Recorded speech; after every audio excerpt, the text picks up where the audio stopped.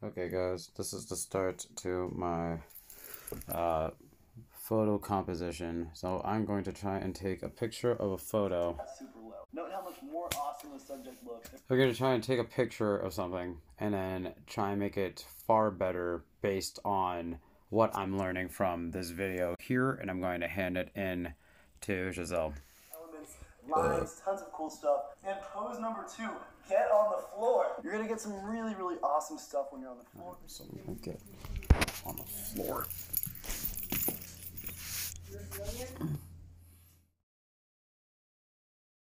Room to breathe. The natural assumption is you want to fill your frame with just your subject, nice and zoomed in, which is good and sometimes, but sometimes you can actually zoom out a bunch more and have a very simple backdrop, which actually adds a nice dramatic effect and makes your subject feel a little bit more isolated. This is when you take your subject and they, pretty self-explanatory, just fill up the entire frame with their face or with the building or whatever you're shooting. This is my friend John Hill after eating a ghost pepper, and nothing emphasizes tears like a good old close-up. Deciding when to... Pretty self-explanatory. The reason why it's so lovely is because it is balanced, it's simple, it's just overall easy on the eyes. Now, a really popular way to get good symmetry in a photo, lines and diagonals. Now, lines are a great way to actually guide your eye throughout the photo. And a well-composed photo is one that's easy to look at and digestible. Rule number 6 is framing, and some people call this frame within a frame because technically every photo is a photo frame, so when you have a frame within it. Anyway, we're going to call it framing. Framing is a great way to provide emphasis to your subject because it's basically just a perfect outline for them. You can use doors, windows, and in this example, this is a frame within a frame within a frame. Alright, her head is perfect.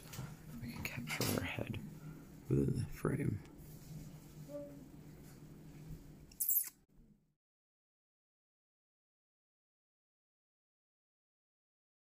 Rule in the game, that is the rule of thirds. Now, the rule of thirds is just the understanding that there are thirds, horizontal and vertical thirds in a photo, and that it's more aesthetically pleasing to have certain elements of your photo lined up with those thirds. Now, I'm not going to get too into this. I actually have a whole video discussing the rule of thirds, linked to and triangles. Now, triangles are a beautiful, beautiful shape. They look really nice to see in photos. Additionally, when you have leading lines in a photo, it's really awesome when they line up with one of the corners in a photo. Or better yet, actually having it line up with 2 corners in your frame, or even better, 3. Don't overthink it. And rule number 10 is balance. Now, balance in general is kind of the all-encompassing rule that involves the rule of thirds, framing, leading lines, all these things keep a photo balanced. But I want to talk particularly about the balancing of elements. So if you have one very strong element over here, having something over here just to balance it out a little bit. So my 2 examples, one, take this kid flipping in one corner of the frame. Now I added this other kid in the opposite corner of the frame to balance it out. This is it. Perfect balance. Perfect balance. And for our last bonus rule, rules are dumb. These are not rules, these are guidelines. And there's that classic line about knowing the rules before you break them, and I really strongly believe in this. And that was it.